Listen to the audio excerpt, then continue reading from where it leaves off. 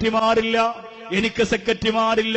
മലബാറിന്റെ തീരത്തിന്റെ പ്രസംഗത്തിന് വേണ്ടി ഡേറ്റ് ചോദിക്കുന്നവർ ആരാണെന്ന് മനസ്സിലാക്കാൻ, കള്ളന്മാരാണോ ചതിയന്മാരാണോ വഞ്ചകന്മാരാണോ എന്ന് മനസ്സിലാക്കാൻ വേണ്ടി ചിലപ്പോൾ കുളത്തൂരുള്ള അബ്ദുൽ അസീസ് എന്ന സഹോദരനോട് ഞാൻ പറയും, ചിലപ്പോ പാണ്ടിക്കാട് നാസറിനോട് പറയും, ചിലപ്പോ ഷെരീഫ് ഫൈസിയോട് പറയും, ചിലപ്പോ ഇവിടെയുമാരെ ബന്ധമുള്ള സഹോദരങ്ങളോട് അഡ്വക്കറ്റ് അബൂ സിദ്ദീഖിനോട് പറയും. അല്ലാതെ എന്റെ പ്രിയപ്പെട്ടവരെ എനിക്ക് സെക്രട്ടറിമാരില്ല, എനിക്ക് പ്രസിഡന്റുമാരില്ല. പക്ഷേ നിങ്ങളൊരു കാര്യം ചിന്തിക്കുക, ഈ പാതിരാത്രിയിൽ ഇന്നലെയും നിലമ്പൂര് വന്നതുപോലെ, മെനിങ്ങാന്ന് കോട്ടക്കലിൽ വന്നതുപോലെ, അതിനു മുമ്പ് കോട്ടുമലയിൽ വന്നതുപോലെ, ഇന്നാക്കപ്പറമ്പിലും 10,000 വരുമ്പോ അസൂയ എന്ന് പറയുന്ന ലോകത്ത് ഒന്നിനും തകർക്കാനാകാത്ത ഏറ്റവും വലിയ ക്യാൻസറിനേക്കാൾ വിഷം തുപ്പുന്ന മാരക രോഗമാകുന്ന അസൂയ മനസ്സിന്റെ അകത്ത് വെച്ചിട്ട് ലോകത്തിന്റെ നാനാഭാഗത്ത് മാറിയിരുന്നു കൊണ്ട് ഇത്തിരി പോന്ന കമ്പ്യൂട്ടറിന്റെ മുമ്പിലൂടെ ശബ്ദം എന്തെങ്കിലും ക്രമീകരിച്ചിട്ട് പണ്ഡിതന്മാരെ കുറിച്ച് അപവാദം പറയുമ്പോ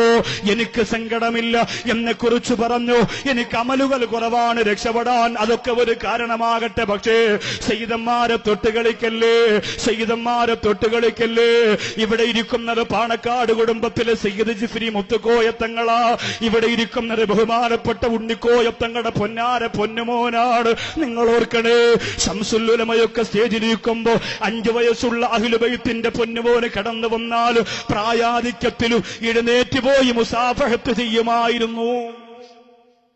ഒരു മൊബൈല് കയ്യിലുണ്ടെന്ന് പറഞ്ഞ് പാണക്കാട് കുടുംബത്തെ കരിവാരിത്തേക്കല്ലേ. അള്ളാഹു പൊറുക്കൂല സഹോദര, അള്ളാഹു പൊറുക്കൂല. ഒരത്ഭുതം നിങ്ങൾക്കറിയോ? മമ്പുറം മക്കാമിൽ അന്തി ഉറങ്ങുന്നത് ബഹുമാനപ്പെട്ട ഖുതുബ് സമാന സയ്യിദ് അലവിയിൽ മൻഫറമി ഖദ്ദസല്ലാഹു സിർറഹുൽ അസീസ് തങ്ങളാണ്.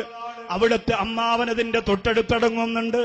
ആ അമ്മാവൻ തൊട്ടടുത്തടങ്ങിയ സമയത്ത് അവിടുന്ന് 100 കണക്കിന് ശുഭവസ്ത്രധാരികളായ ആരുമെന്ന് വരെ കണ്ടിട്ടില്ലാത്ത കുറെ മനുഷ്യര് ബഹുമാനപ്പെട്ട പാണക്കാട് കുടപ്പനക്കൽ തറവാട്ടിലേക്ക് കടന്നു വന്നുപോയി എന്ന് സൂഫിയാക്കൾ പറയുകയാണ്.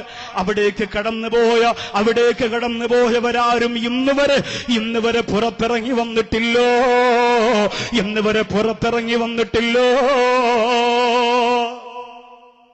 പാണക്കാട് ആദ്യം താമസിക്കാൻ വന്ന ഹുസൈൻ ആറ്റക്കോയത്തങ്ങൾ അന്തി ഉറങ്ങുന്നത് എവിടെയാണെന്നറിയോ? വെല്ലൂരാണ്. പാണക്കാട് സ്ഥലമില്ലാത്തോണ്ടല്ല, കേരളത്തിൽ സ്ഥലമില്ലാത്തോണ്ടല്ല. ഹുസൈൻ ആറ്റക്കോയത്തങ്ങൾ അന്തി ഉറങ്ങുന്നത് വെല്ലൂരാണ്. ബ്രിട്ടീഷുകാർ ഇവിടുന്ന് നാട് കടത്തിയതാ. എന്തിനാ നാട് കടത്തിയത്? കലാപമുണ്ടായപ്പോ ബ്രിട്ടീഷുകാര് ഏറ്റവും വലിയ പടുകൂറ്റൻ തോക്കുകൊണ്ട് വെടിവെച്ചിട്ട് ഒരു മലബാറിന്റെ ധീരയോദ്ധാവിന്റെ ശരീരത്ത് വെടിയേക്കുന്നില്ല.